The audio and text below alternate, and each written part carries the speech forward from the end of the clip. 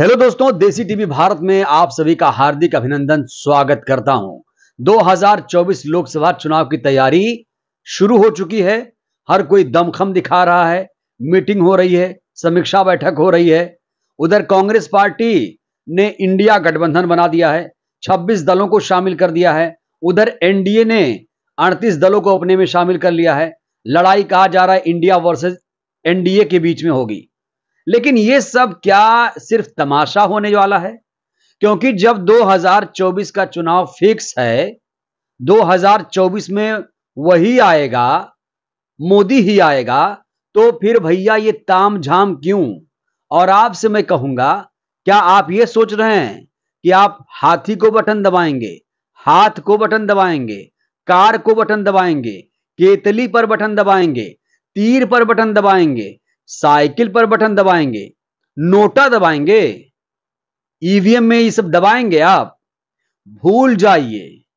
आप ईवीएम में कुछ भी दबाइए, वो जो वोट आपका है वो मोदी को जाएगा, बीजेपी को जाएगा।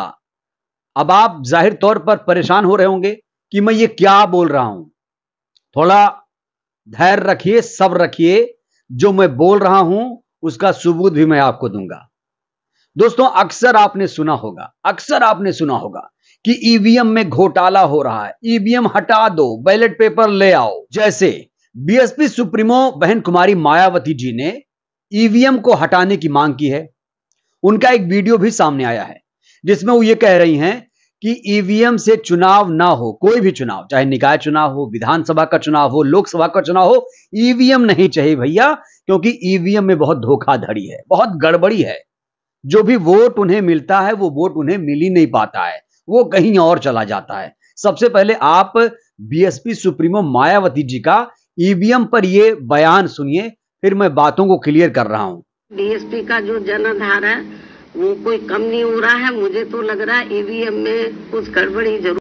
तो आपने सुन लिया, बीएसपी सुप्रीमो यहां पर यह कह रही है कि ईवीएम में गड़बड़ी है, धोखाधड़ी होती है और इसी ईवीएम के सहारे बीजेपी खेला करती है।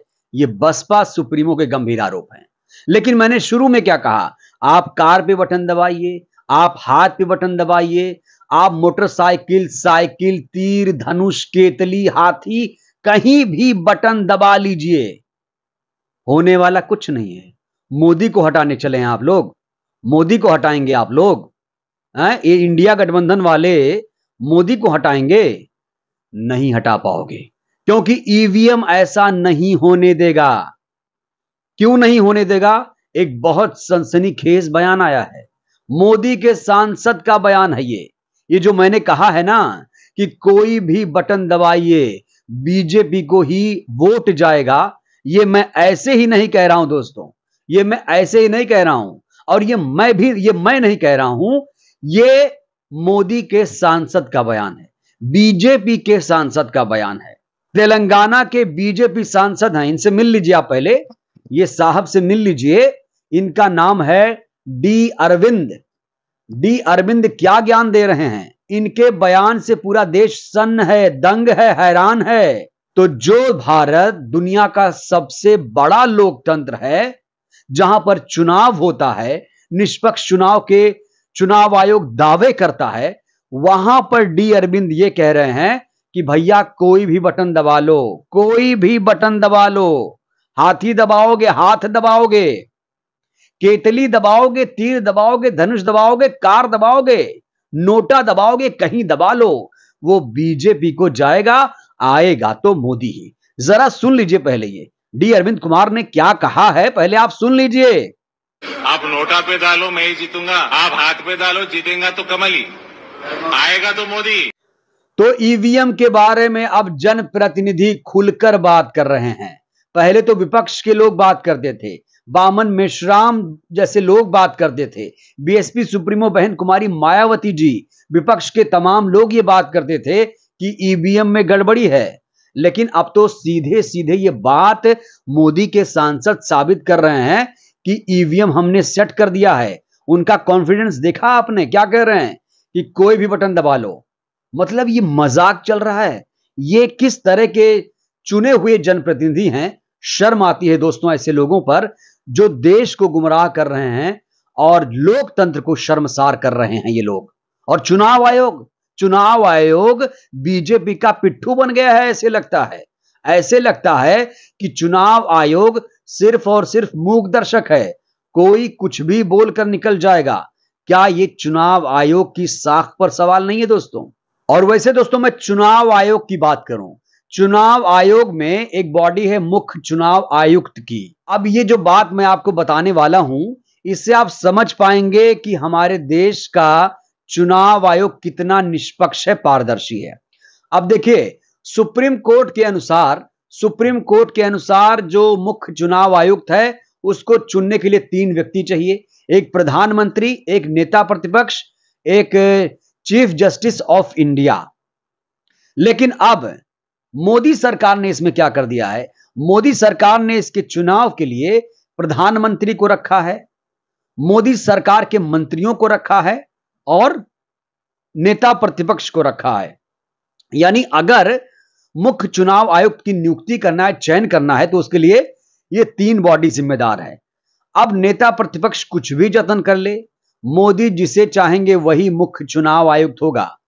अब अगर मोदी सरकार ही, केंद्र सरकार ही जिसे नियुक्त करेगी, तो क्या हम उससे उम्मीद कर सकते हैं इस तरह से मोदी सरकार जिस तरीके से चुनाव आयुक्त की नियुक्ति करती है, चयन करती है, अगर इस तरीके से होगा, क्या हम इस चुनाव आयोग से कुछ उम्मीद कर सकते हैं? यह बहुत बड़ा सवाल है दोस्तों। अब बड़ा सवाल ये, डी अरविंद कुमार जो दावा कर रहे हैं कि कोई बटन दबाओ ईवीएम में बीजेपी को वोट जाएगा, तो क्या इन पर चुनाव आयोग कार्रवाई करेगा? वाकई चुनाव आयोग निष्पक्ष है, पारदर्शी है, तो ऐसे लोगों पर कार्रवाई करेगा, क्योंकि जाहिर तौर पर यह चैलेंज है, चुनौती है चुनाव आयोग पर। चुनाव आयोग देश में चुनाव कराता है, ईवीएम से चुनाव होता है। लगातार 2004 से हमारे देश में ईवीएम से चुनाव होते हैं दोस्तों। आपको एक फैक्ट बताऊं, जो ईवीएम से आज बीजेपी प्यार कर रही है, वही बीजेपी ने देश में पहली बार ईवीएम के खिलाफ विरोध किया था। लेकिन जब सत्ता में आ गए ये लोग, तो ईवीएम पर वोट सिल गए, एकदम चुप हैं। मजा आ रहा है इनको, ईवीएम से चुनाव कराने में इनको बहुत ज्यादा मजा आ रहा है। तो अब बड़ा सवाल यही है कि डी अरविंद कुमार जो कह रहे हैं, क्या उससे चुनाव आयोग की छवि धूमिल नहीं हुई? क्या इन पे कार्रवाई नहीं होनी चाहिए थी? अगर कार्रवाई नहीं हुई तो इसका मतलब कि वो सच बोल रहे हैं, क्योंकि कार्रवाई तो तभी होगी ना जब कोई व्यक्ति झूठ फैलाएगा। अगर डी अरविंद कुमार सही कह रहे हैं तो चुनाव आयोग कैसे, किस मुंह से कार्रवाई करेगा? तो बड़ा सवाल यही है, क्या ईवीएम सेट कर दी गई है? क्या ईवीएम में सेटिंग हो गई? बीजेपी के सांसद के इस बयान से दोस्तों आपको क्या लगता है? यह बहुत बड़ा सवाल है कि इस तरीके की बयानबाजी क्या लोकतंत्र में हम बर्दाश्त कर पाएंगे? और दोस्तों इस बयान के बाद पूरे देश में अब विरोध के स्वर उठने लगे हैं। खास तौर से लोग अब चुनाव आयोग पहुंच रहे हैं, शिकायत की जा रही है। अब सोचिए, चुनाव आयोग को क्या नहीं पता है कि एक सांसद ऐसी बयानबाजी कर रहा है, कैमरे के सामने वो बोल रहा है कि कोई भी ईवीएम में बटन दबाओ बीजेपी को ही जाएगा, आएगा तो मोदी ही। क्या चुनाव आयोग सो रहा है? क्या शिकायत के बाद वो कोई कार्रवाई करेगा? क्योंकि शिकायत तो कर दी गई। अब सोचिए, इतनी बड़ी बड़ी बातें हो जाएं, क्या चुनाव आयोग सो मोटो नहीं ले सकता, स्वतः संज्ञान नहीं ले सकता?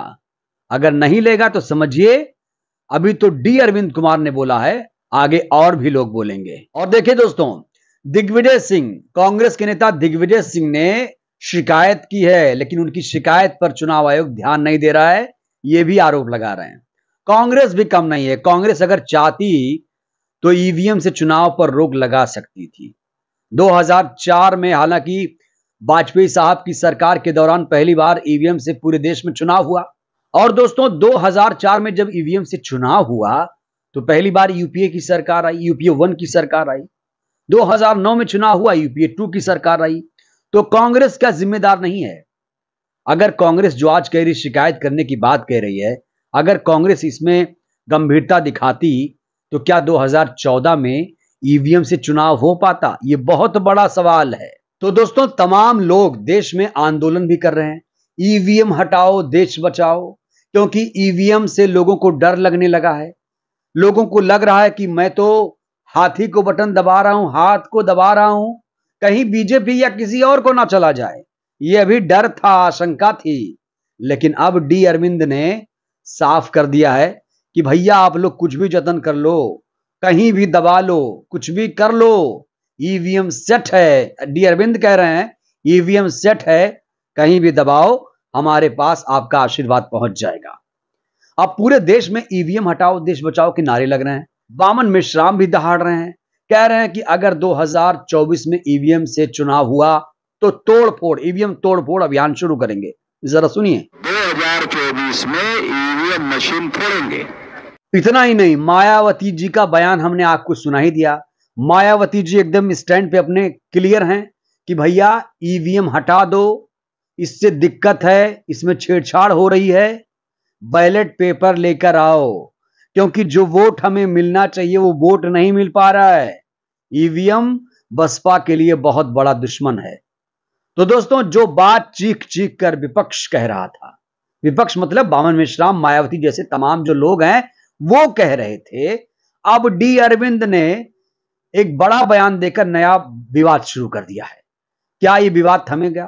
क्या डी अरविंद जैसे लोगों पर कार्रवाई होगी? और क्या चुनाव आयोग निष्पक्ष तरीके से कार्रवाई करेगा? और क्या 2024 में बैलेट पेपर से चुनाव होगा? ये बहुत बड़ा सवाल है दोस्तों। और सबसे बड़ी बात ये, डी अरविंद जैसे लोगों पर कार्रवाई कब होगी? दोस्तों, इस पूरी खबर पर आपकी क्या प्रतिक्रिया है? आपका क्या नजरिया है?